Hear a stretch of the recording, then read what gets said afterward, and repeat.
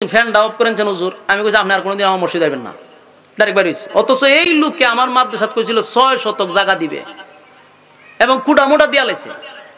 আমার জায়গা দরকার নাই, না বাইরে বাইরে আস। আজকে আপনি অর্ডার দেন ফ্যানের সুইচ বন্ধ করে, আপনার কোমরে কিটা ঠাডা পড়ছে, মুগুরটা লইয়া সার শরীর যতক্ষণ শক্তি আসিন একবারে খারিয়া বাড়ি মেরে দিছে। যেই বাড়ি মারছে মাথাটা 2 ভাগ হয়ে গেছে। মশা ছায়া দে উপরে ছাদ নাই, ওই যে মশা যে আসি হে দে উপরে ছাদ নাই। ঘটনা ভিতরে ছাদ বাংলো কেটা না, এরম নোংরা পরিবেশে তো তখন যায় না। মশাকে আমি প্রতিবন্ধী হইতে পারি, কিন্তু আমার একটা রুচি আছে, এইসব জায়গার থাকা সম্ভব না। জিব্রাইলে ফোন দিছে যে স্যার আমি কি করতাম, তোমার চাকরি শেষ। মশা গেছে গা, নমরুদ্দে জায়গা তুই শেষ। বলুন আল্লাহ মারছিনি? জাগাত বেজ্জতি কইরা এরপরে নমরুদ্দারে মারছে। আল্লাহ যদি কাউরে সম্মান দেয় তাহলে শুকরিয়া আদায় করে বসে থাকা, যে এটা আল্লাহ আমার সম্মান দিয়ে এখানে বসাইছে। সম্মান ভাইয়া যদি সম্মানের অপব্যবহার করি, আর আমি যদি ক্ষমতা দেখাইয়া মানুষের উপরে জুলুম করি, নির্যাতন করি, তাহলে পরিণাম কিন্তু জুতার বাড়ি। কতক্ষণ পরিণাম কি? জুতার বাড়ি। এই জুতা কিন্তু সাংঘাতিক জুতা। আল্লাহ ইজ্জত দেনেওয়ালা, বেইজ্জত করনেওয়ালা। বেইজ্জতে আল্লাহ দেয়, বেইজ্জত আল্লাহ করে। এই জন্য ইজ্জত পেয়ে লাফালাফি করার নাই। ক্ষমতা এখন আছে, তখন নাই। বাস্তব না বাস্তব? 16 বছর আছি, নহন নাই। ঠিক নেই? বেশি ফটর ফটর বালা না। নমরুদ্দের আল্লাহ সাইজ করছে। তো ইব্রাহিম খলিলুল্লাহর যুগে এই নমরুদ্দা ওই কাহিনী করছে। আর রাসূলের যুগে মূর্তি পূজারীরা কয় যে আপনার আল্লাহ আমরা সাথে পারবো নি। এই কথা তো এটা নমরুদ্দা কইছি, এই কথা দিয়ে হন এরাও কয়। আল্লাহ ফরের আয়াত নাজিল করছে, ওয়ালাম ইয়াকুল লাহু কুফুয়ান আহাদ। আমার সমতুল্য কেউ নাই, আমার সমকক্ষ কেউ নাই। তাহলে তাদের একে একে সব প্রশ্নের জবাব আল্লাহ দিয়াই দিছে। 1 নম্বর প্রশ্ন, কুল হুয়াল্লাহু আহাদ, নবী আপনি বলুন আমি আল্লাহ একক। আল্লাহুস সামাদ, আমি কারো উপর মুকাফিক কিনা। লাম ইয়ালিদ ওয়া লাম ইউলাদ, আমি আল্লাহ কারো কাছ থেকে জন্ম নেই নাই, কারো জন্ম দেই নাই। ওয়ালাম ইয়াকুল লাহু কুফুয়ান আহাদ, আমার সমকক্ষ, আমার সমতুল্য কেউ নাই। বেঈমানদের প্রশ্নের জবাবে আল্লাহ সূরা ইখলাস নাজিল করে তাদের দাঁত ভাঙা জবাব কিন্তু আল্লাহ দিয়া দিল। এরপরে তারা এখান থেকে ওইটা আরো অনেক মজলিসে রাসূলকে অনেক প্রশ্ন করছে। বলছে আপনার আল্লাহ যদি কুল কায়নাত সৃষ্টি করে থাকে, যার ইশারায় সব চলে, তাহলে প্রশ্ন হলো আপনার আল্লাহর কি ক্লান্তি আসে না? আপনার আল্লাহর কি ঘুমে ধরে না? আপনার আল্লাহর কি একটু ক্লান্তি লাগে না? আপনার আল্লাহর কি ঘুম নাই? আপনার আল্লাহর কি ঘুম নাই? আল্লাহ সেই জবাবটাও কোরআনে দিয়া রাখছে। এই না কোনো কথা করে দূরে লই ফেরেন আমাদের ধরে লিয়া কথা হয়ে গেল বই। আল্লাহ কিন্তু এই জবাবও দিছে, লা তাখুযুহু সিনাতুন ওয়ালা নাওম। আল্লাহ বলেন আমার ঘুমও নাই, আমার তন্দ্রাও নাই। সুবহানাল্লাহ। মালিক কি ঘুমায়? কথা হয় না। মালিক ঘুমায় না, মালিকের তন্দ্রা নাই, মালিকের ঘুম নাই, মালিকের তন্দ্রা নাই। এই আসমান জমিন সূর্য চন্দ্র গ্রহ নক্ষত্র পাহাড় পর্বত সাগর নদী নালা খাল বিল কীট পতঙ্গ সব আল্লাহর ইশারায় চলে রে। কিন্তু আমার মালিক একটা সেকেন্ডের জন্য ঘুমায় না, আমার মালিকের ঘুম নাই। গভীর রজনীতে যদি সাগরের তলদেশে কোনো বালকণাও আল্লাহর জিকির করে, মাছে যদি আল্লাহর জিকির করে, সেটাও আল্লাহ শুনে। সুবহানাল্লাহ। মানুষ জিকির করে না, কিন্তু আল্লাহর মাখলুকাত সবাই 24 ঘন্টার একটা সেকেন্ড বন্ধ নাই মালিকের জিকির করে। অথচ আল্লাহ জিকিরের জন্য মানুষ বানাইছে, মানুষ জিকির করে না। মাখলুকাত 24 ঘন্টা আল্লাহর জিকির করে। সুবহানাল্লাহ। গাছে জিকির করে, যতদিন গাছ আল্লাহর জিকির করবে গাছ বেঁচে থাকবে। পাখি আল্লাহর জিকির করবে, বেঁচে থাকবে। নদী আল্লাহর জিকির করবে, বেঁচে থাকবে। জিকির নাই, মরা নদী হয়ে যাবে, গাছ মরে যাবে, সব মরে যাবে। জিকির আছে যতদিন বেঁচে থাকবে ততদিন প্রশ্ন হলো, মানুষকে বানাইলো জিকিরের জন্য, মানুষ জিকির করে না তারপরও বেঁচে থাকে কেন? বলে মানুষের জন্য আল্লাহ জান্নাত বানাইছে, মানুষের জন্য জাহান্নাম বানাইছে। জিকিরের মাধ্যমে জান্নাত, জিকির নাই তো জাহান্নাম। পাখির জন্য জান্নাত নাই, গাছের জন্য জান্নাত নাই, নদীর জন্য জান্নাত নাই। মাখলুকাত যতদিন জিকির করবে ততদিন দুনিয়ায় বেঁচে থাকবে।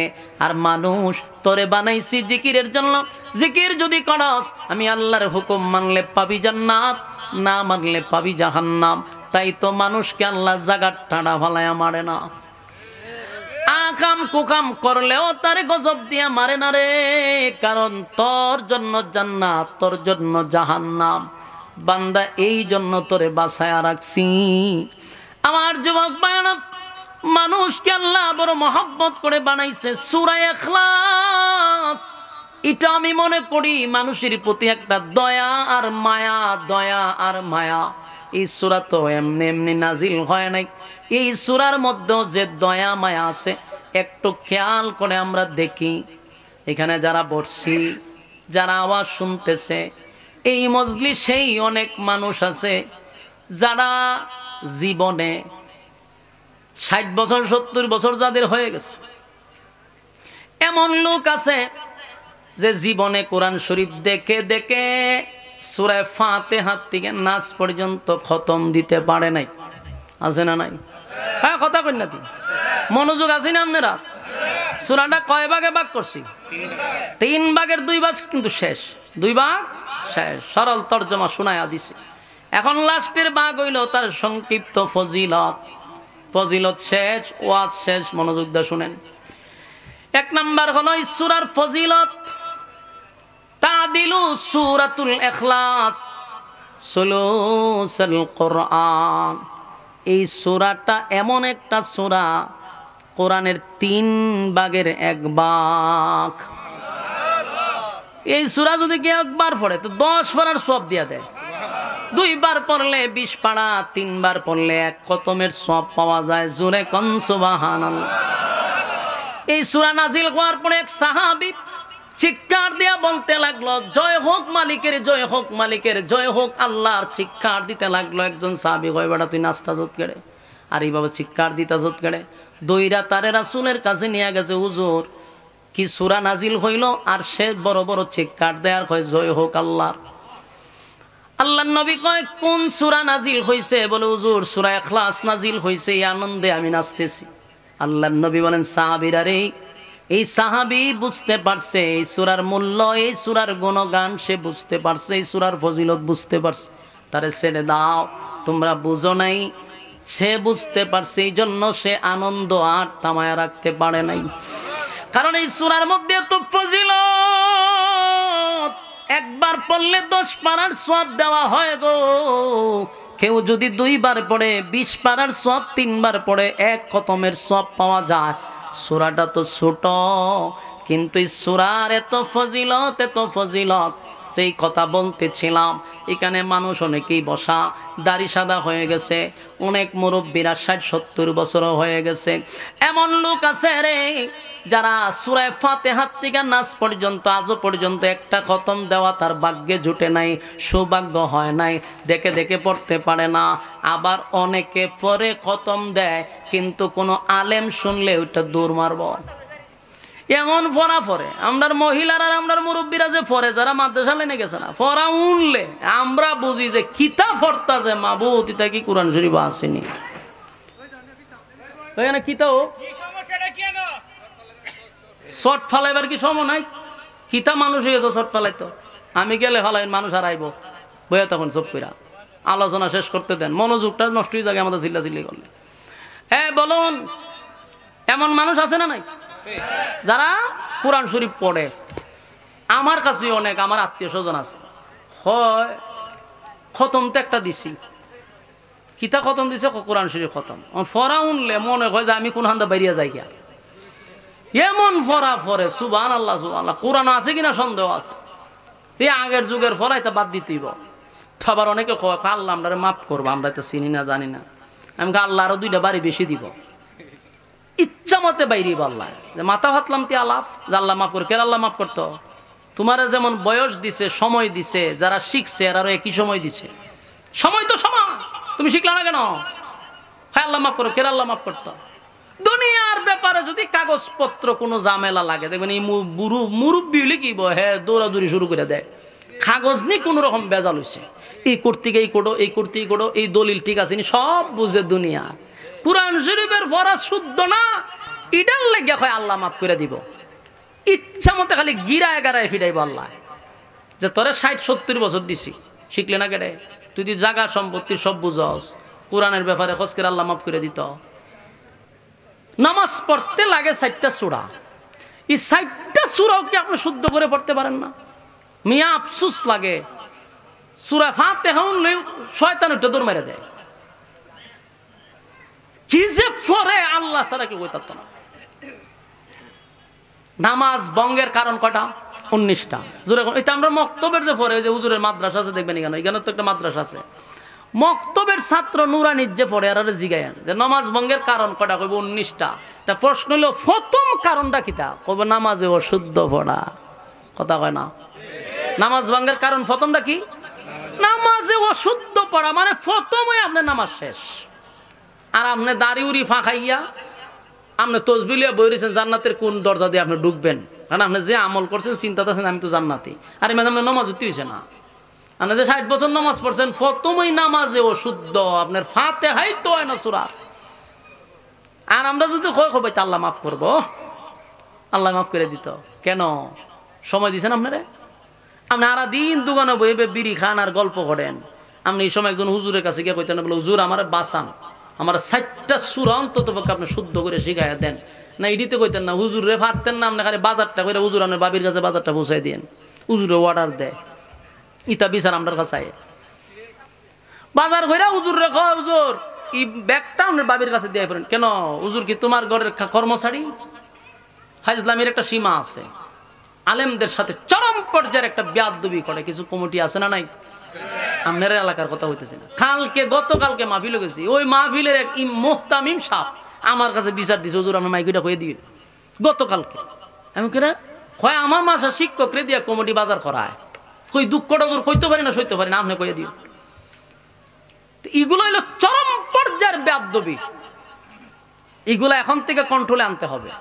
আমার মাদ্রাসা এক মুসল্লি কোনদিন ফ্যানটা অফ করেছেন হুজুর, আমি কইছি আপনি আর কোনোদিন আমার মসজিদ যাবেন না, ডাইরেক্ট বাইরে হয়েছে। অথচ এই লোককে আমার মাদ্রাসা কইছিল 6 শতক জায়গা দিবে এবং কুড়া মোটা দিয়া লাইছে।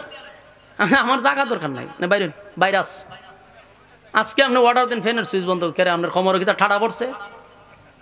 কেন অর্ডার দিবেন আপনি? ফাজলামি পাইছেন না? এগুলা করা যাবে না। আপনার দোকানে বই আড্ডা মারা দেন, সূরা 60টা ঠিক করেন না কেন? সর্বোচ্চ 60টা সূরা শুদ্ধ করে যদি পড়তে পারেন আপনার আর লাগে না। যেহেতু বয়স বেশি আপনার দরকার নাই, 60টা সূরা শিখেন। অন্তত পক্ষে নামাজে অশুদ্ধ যেন না হয়, নামাজ ভঙ্গের কারণ যেন না হয়। কথাটি খুব তিতা লাগতেছে না মুরব্বী? করল্লার জুস খুব তিতা, কিন্তু এটা যদি সহ্য করে খাই নিতে পারেন তাহলে কিন্তু আবার গেলে শরীরের উপকার আছে। কথা হয় না? এই কথাগুলি অনেক তিতা, কিন্তু এটা যদি আমল করে নিতে পারেন তাহলে আপনার জীবন সাকসেস। কথা তো তিতা, আর মিডা মিডা কথা খাইলে ডায়াবেটিস হইব, শরীরের ক্ষতি হইব আপনার। মিডা ওয়াজ শুনতে খুব মজা লাগে, এগুলা ক্ষতিকর। এই জন্য আমি যে কথাগুলি বললাম, মাদ্রাসার হুজুর ওগুলো আছে, 60টা সূরা শিখবেন শুদ্ধ করে, যেন শয়তান আমের ভরা অন্য দূর না দেয়। শুদ্ধ করতে হবে। তো সূরা ইখলাস আমরা যেহেতু সূরা ফাতিহা থেকে একেবারে নাস পর্যন্ত দেখে দেখে খতম দিতে পারছি না, যদি এই হালতে মইরা যাইয়া, খুব ভালো করে খেয়াল করবেন, এই হালতে যদি মারা যাই আমল নামার মধ্যে দেখা যাবে একটা কোরআনের খতমও নাই। আল্লাহ বলবে বান্দারে, আমি না কোরআনকে তোদের কাছে নিয়ামত স্বরূপ পাঠাইলাম, এই কোরআন পাওয়ার পরেও একটা খতম কোনোদিন দিলি না, তোর আমল নামায় একটা কোরআনের খতম পর্যন্ত নাই। তুই কত বড় হতভাগা, কত বড় কপাল পোড়া, কোরআন পাওয়ার পরে কোরআনটার সুন্দর গিলাপ দিয়া ওই সুকেজের উপরে রেখে দিছে। এটা বছরে একবার রমজানও ফুটু দিয়া ময়লা টয়লা সরাইয়া এরপরে একটু দেহে দেখি কি আবার যে বান্ধা, তো এটা বছরের পর বছর যায়, কোরআন শরীফের গিলাপটাও দয় না, টিভির কভার কয়েকদিন পরে পরে দয়। ঠাডা বড় খেদের কপাল, আল্লাহর কোরআনকে অপমান করা হয়। যতটুক সময় পাইবেন কোরআন যদি পড়তেও না পারেন, প্রতিদিন কোরআনটারে কুলে চায়া চায়া যদি চোখের পানি ছাড়েন আর বলেন আল্লাহ পড়তে পারি না, কোরআনের মায়াও ছাড়তে পারি না, এটাকে উসিলা করে আল্লাহ জান্নাত দিয়া দিবে। কোরআনের প্রতি আপনার মহব্বত আর ভালোবাসা থাকতে হবে। তাও যদি না পারেন, মাঝে মধ্যে মাদ্রাসাগুলি আছে, ছাত্ররা যখন কোরআন তেলাওয়াত করে পাশে গিয়া বসা থাকবেন, পইরা যে সওয়াব পাইতেছে শুইনা সমান সওয়াব পাইবেন। সমান সওয়াব, শোনা এবং পড়া সমান সওয়াব। বসে থাকবেন অনর্থক বিড়ি না খাইয়া, আড্ডা না মাইরা, বেহুদা কথা না বইলা কোরআন গিয়া বইবে শুনেন, সওয়াব পাবেন, সওয়াব পাবেন। কোরআনের খতমের সওয়াব যেন আমলনামায় থাকে। তাই আল্লাহ রাব্বুল আলামিন বান্দার প্রতি কত মায়া আর দয়া করছে। একবার সূরা ইখলাস পড়লে 10 পারার সওয়াব আমলনামায় দিয়া দেয়। যুবক ভাই, তাহলে বলুন 2 বার পড়লে 20 পারা, 3 বার পড়লে খতম। এখানে অনেক মানুষ আছে বসা যারা জীবনে একবারও 3 বার এক কুল ফল্লা পড়ছে না। আছে না? এখানেও আছে যে একসাথে 3 বার কুল ফল্লা সূরাটা পড়ি, এরকম অনেকে পড়ছুই না, আবার পড়লেও 1 বছরের ভিতরে পড়ছে না। তাহলে বলুন, নাই তো এক হইল কোরআনের খতম, আর একবার আল্লাহ এত সুযোগ করে দিছে 3 বার পড়লে খতম, এটাও পড়তে রাজি না। দুনিয়াতকে খাওয়ার জন্য আল্লাহ বানাইছে, ঘুমানোর জন্য বানাইছে না? না, মালিক তো বানাইছিল ওয়ামা খালাকতুল জিন্না ওয়াল ইনসা ইল্লা লিয়াবুদুন। বান্দারে আমি তো ইবাদতের জন্য বানাইলাম, কিন্তু ইবাদত বাদ দিয়া তুই তোর দুনিয়ার রঙ্গ তামাশা নিয়ে ব্যস্ত। জাইনা রাখি সাফা হাসিবতুম আন্নামা খালাকনাকুম আবাসাও ওয়া আন্নাকুম ইলাইনা লা তুরজাউন। আল্লাহ বলেন অনর্থক বানাই নাই, অকারণে বানাই নাই, নিষ্প্রয়োজনে বানাই নাই। বান্দারে বানাইছি কিন্তু ইবাদতের লাগি। 3 বার যদি কেউ পড়ে, রব্বে কারীম বলেন ওয়াদা দিলাম, ওয়াদা দিলাম, এক কতমের সওয়াব আল্লাহ তোর আমলনামায় ঢুকায়া দিবে। এই আশা কার ভিতরে আছে? আব্দুল্লাহ দেখায়া দেন। কমপক্ষে কয়বার হাত লামান? আমরার আশা আসেনি? তাহলে পড়ুন আমার সঙ্গে, কুল হুয়াল্লাহু আহাদ আল্লাহুস সামাদ লাম ইয়ালিদ ওয়া লাম ইউলাদ ওয়া লাম ইয়াকুল লাহু কুফুয়ান আহাদ। এই মুহূর্তে যারা পড়লেন প্রত্যেকের আমলনামায় কিন্তু অলরেডি 10 পারার সব ঢুকে গেছে। আরেকবার পড়ুন, কুল হুয়াল্লাহু আহাদ আল্লাহুস সামাদ লাম ইয়ালিদ ওয়া লাম ইউলাদ ওয়া লাম ইয়াকুল লাহু কুফুয়ান আহাদ। 20 পারার সব ঢুকছে। আরেকবার পড়ুন, কুল হুয়াল্লাহু আহাদ আল্লাহুস সামাদ লাম ইয়ালিদ ওয়া লাম ইউলাদ ওয়া লাম ইয়াকুল লাহু কুফুয়ান আহাদ।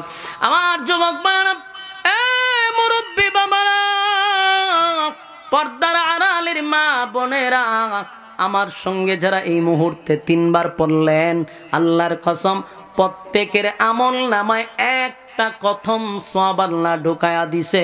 চিৎকার দিয়া কোন সুবহান। যুবক বাবা, আজকের মাহফিল যারা করলো গো, তারাও সাকসেস। যারা বয়ান শুনতে আসছেন তারাও সাকসেস। কারণ কোন মাহফিলে যাওয়ার পরে তো মুসল্লিয়ানে কেরামরা এক খতম কোরআনের সওয়াব নিয়ে বাড়ি যেতে পারে না। এখনকার ওয়াজ মাহফিল হইল, যাওয়ার সময় শ্রোতাগুলি নাচতে নাচতে বাড়ি যায়। যদি জিগায় নাচস কেড়ে, ওয়াজও যে নাচাইছে, শ্রোতায়ও নাচে, বক্তায়ও নাচে। এখন হইল ওয়াজ মাহফিলের অবস্থা।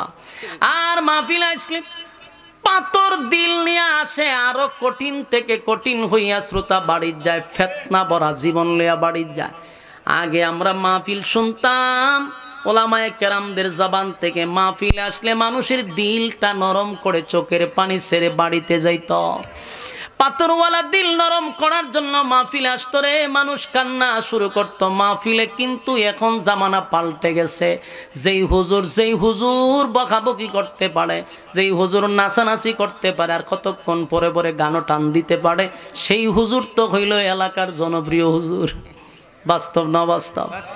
অথচ আমার মাথায় ধরে না, শ্রোতা কেন আসলো, কেন বসলো, আমারে কেন আনলো, কিসের জন্য আনলো, একবারও শ্রোতায় হিসাব মিলায় না। আরামের ঘুম হারাম করে আসলাম, নরমাল বিছানাতে বসলাম, ঘন্টার পর ঘন্টা সময় দিলাম, ওয়াজ শেষে শিখলাম কি, পাইলাম কি, হিসাব মিলায় না।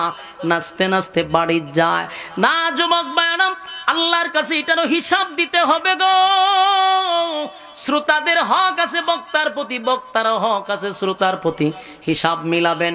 আমি আপনাদেরকে একটা কথাই বলি, আজকের মাহফিলে শ্রোতা ভরপুর না হোক, যারাই আসছে সবার আমল নামায় এই মুহূর্তে এক খতমের সওয়াব, জুরে কোন সুবহানাল্লাহ। এই এতগুলা কোরআনের সওয়াব যদি এলাকার মুর্দা গানের কবরে আল্লাহ পৌঁছায়া দেয়, এলাকাবাসী তো সাকসেস, ঠিক কিনা? আমার যুবক ভাইরা, প্রতিদিন যদি একবার করে 3 বার পড়ি, 3 বার যদি প্রতিদিন পড়ি, তাহলে 365 দিনে 365টা খতম। মরার আগে কতগুলা খতম হয় আপনি একটু হিসাব করে দেখেন।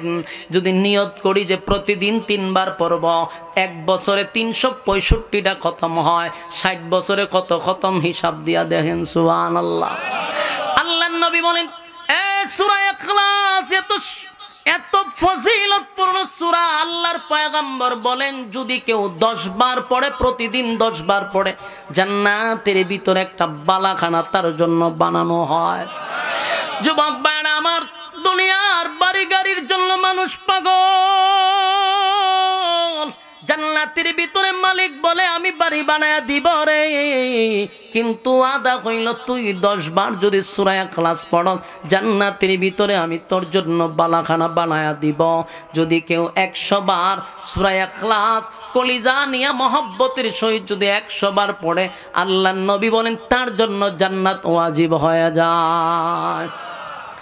আর যদি কেউ সূরা ইখলাস আমলে নিয়ে নেয়, প্রতিদিন পড়তেই থাকে, আল্লাহ বলেন তার সম্মান আর মর্যাদা আমি বাড়ায়া দিব। যুবক ভাইরা, আল্লাহর হাবিব একবার যুদ্ধের ময়দানে গেছে যুদ্ধ করার জন্য। সেখানে সাহাবায়ে কেরাম নিয়া যুদ্ধের ময়দানে নবী গেলেন, কিন্তু হঠাৎ করে জিবরাইল নবীর সামনে হাজির আর বলে, হুজুর আপনাকে এই মুহূর্তে একটা জানাজায় শরীক হতে হবে। কে রে, কার জানাজা? বলে আপনার মুআবিয়া ইবনে মুআবিয়া এই মুহূর্তে দুনিয়া থেকে বিদায় হয়ে গেছে গো নবী, আপনাকেই জানাজা পড়াইতে হবে। আল্লাহর নবী বলেন, মুআবিয়া মারা গেল মদিনায়, আমি কই আর মুআবিয়া কই? আমার আর মুআবিয়ার মধ্যে 100 কিলোমিটারের দূরত্ব। এত দূরত্বের মধ্যে আমি কেমনে রে এই মুহূর্তে আমি মুআবিয়ার কাছে যাব? তখন তার এই প্রযুক্তি ছিল না, যাইতে গেল 2 দিন লাগবে, আমি কেমনে তার জানাজা পড়াবো? ফেরেশতা জিবরাইল বলে, হুজুর আল্লাহর পক্ষ থেকে অর্ডার, আপনি যাওয়া লাগবে না, আপনি জানাজার জন্য প্রস্তুতি নেন। পয়গম্বর জানাজার জন্য প্রস্তুতি নিল, জানাজার জন্য প্রস্তুতি নিল। এমনি হাবিবে কিবরিয়া তাকায়া দেখে আল্লাহর নবীর সামনে মুআবিয়া ইবনে মুআবিয়ার লাশ দেখা যায়। একটা জবান বন্ধ রাখবেন না, আল্লাহু আকবার। মুআবিয়া ইবনে মুআবিয়ার এই জানাজা নিয়ে আমরা বাংলাদেশে এই হাদিসটা নিয়ে, এই ঘটনাকে কেন্দ্র করে বাংলাদেশে গায়েবানা জানাজা শুরু হয়েছে। কথা বুঝতেছেন? অথচ গায়েবানা জানাজা বলতে কিছু নাই, কারণ নবীর সামনে যে মুআবিয়া ইবনে মুআবিয়ার লাশ ছিল, এটা নবীর হলো মুজিজা। বলুন এটা নবীর কি? এটা নবীর জন্য নবীর মুজিজা। নবীরে আল্লাহ নবুয়তের চোখ দিয়া মুআবিয়ার লাশ নবীর সামনে হাজির করছে। আমরা যে গায়েবানা জানাজা পড়াই, আমরার সামনে কি লাশ থাকে? তাহলে ওইটার রেফারেন্স হিসাবে এরা টানে। আসলে গায়েবানা জানাজা বলতে কিছু নাই, এটা নবীর জন্য নবীর মুআজিজা ছিল, নবীর মুআজিজা ছিল। মুআবিয়া ইবনে মুআবিয়ার লাশ যখন নবীর সামনে দেখলো, আল্লাহর পয়গম্বর জানাজার মধ্যে দাঁড়ায়া গেল। যেই মাত্র জানাজা শুরু হয়ে গেছে গো, পয়গম্বর জানাজা পড়াইতে লাগলো। জানাজা শেষ, কমপ্লিট হয়ে গেছে, কিন্তু আল্লাহর নবী তাকায়া দেখে গোটা চতুর্দিকটা যেন মেঘাচ্ছন্ন হয়ে গেছে, অন্ধকার হয়ে গেছে। আল্লাহর নবী বলে, জিবরাইল, জানাজার আগেও দেখলাম প্রচন্ড রুদ্র, এত রুদ্র, এত রুদ্রর মধ্যে হঠাৎ করে অন্ধকার কেন হয়ে গেল? অন্ধকার কেন হলো? আমি তো জানাজার আগেও দেখলাম প্রচন্ড রুদ্র, জানাজার পরে কেন রে এটা অন্ধকার হয়ে গেল? জিবরাইল বলে, নবী গো, আপনার মুআবিয়া ইবনে মুআবিয়ার জানাজায় এই পরিমাণ ফেরেশতা আসছে, এই পরিমাণ ফেরেশতা আসছে, ফেরেশতাদের কারণে সূর্যের আলো দেখা যায় না। চিৎকার দিয়া কোন সুবহান। এ যুবক বায়না, আল্লাহর হাবিবে কিবরিয়া আশ্চর্য হয়ে গেল, আমার মুআবিয়া এমন কি আমল করলো রে? মুআবিয়ার জানাজায় এত ফেরেশতা, এত ফেরেশতা। আল্লাহর নবী যুদ্ধে চলে গেলেন, কোনো কিছুই আর বললেন না। যুদ্ধ শেষ, হাবিবে কিবরিয়া যখন মদিনায় ফিরে আসলো, দৌড়াইয়া গেলেন মুআবিয়া ইবনে মুআবিয়ার আত্মীয় স্বজনের কাছে, তাই ওনার ভাই বেরাদারের কাছে গিয়া বলল, আমি একটু জানতে চাই আমার মুআবিয়া ইবনে মুআবিয়া কি এমন আমল করতো, আমি তোমাদের কাছে শুনতে চাই। আল্লাহর নবী বলেন, আমি মুআবিয়ার আমল সম্পর্কে জানতে চাই। তার আত্মীয় স্বজন বলল, হুজুর, আমরা যেমন আমল করি এমনটাই তো করত, আমরা তার কোনো বেশি আমল দেখি নাই, তবে সব সময় একটা আমল করত, উঠতে বসতে ঘুমাইতে যেখানে যাইতো সব সময় সূরা ইখলাস পড়ত। সুবহান। এই যুবক ভাইরা, দিলের কান লাগায় শুনো গো, সূরা ইখলাস এত দামি একটা সূরা, এত ফজিলতপূর্ণ একটা সূরা। সব সময় যদি কেউ পড়ে, আল্লাহ তার সম্মান আর মর্যাদা বাড়ায়া দেয়। এত বাড়ায়া দিবে কল্পনা করা যাবে না। সূরা ইখলাসের মাধ্যমে আল্লাহ এত শান আর এত মান বাড়ায়া দেয়। আমাদের কাছে সময় আছে, আমরা হাঁটতে যাব, বাজারে যাব, অনর্থক কথা বলবো না, বেহুদা কথা বলবো না, অপ্রয়োজনীয় কথা বলবো না। সময় পাইলেই তো সূরা ইখলাস পড়তে থাকবেন। ঘরের ভিতরে আছেন, ঘুমে ধরে না, সূরা ইখলাস পড়তে থাকবেন। এই মা বোনদেরকে বলি, মা বোনেরা শুনেন, অনর্থক কথা না বলে, পাক করতেছেন, আপনি ঘরে রান্না বান্না করতেছেন, বেহুদা কথা না বলে সূরা ইখলাস পড়েন, তরকারির স্বাদও হবে, সোয়াবও পাবেন, সম্মানও বেড়ে যাবে।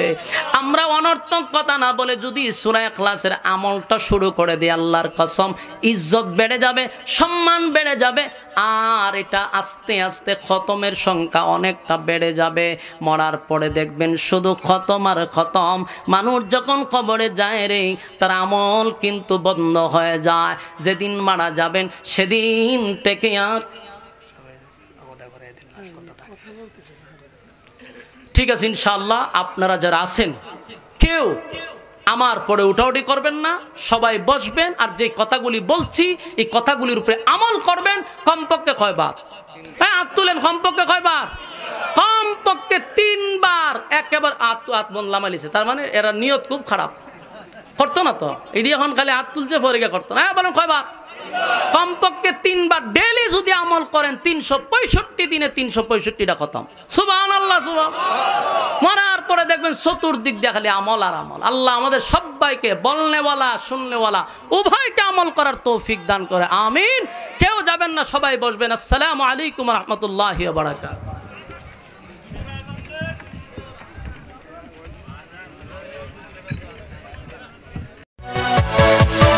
Yeah.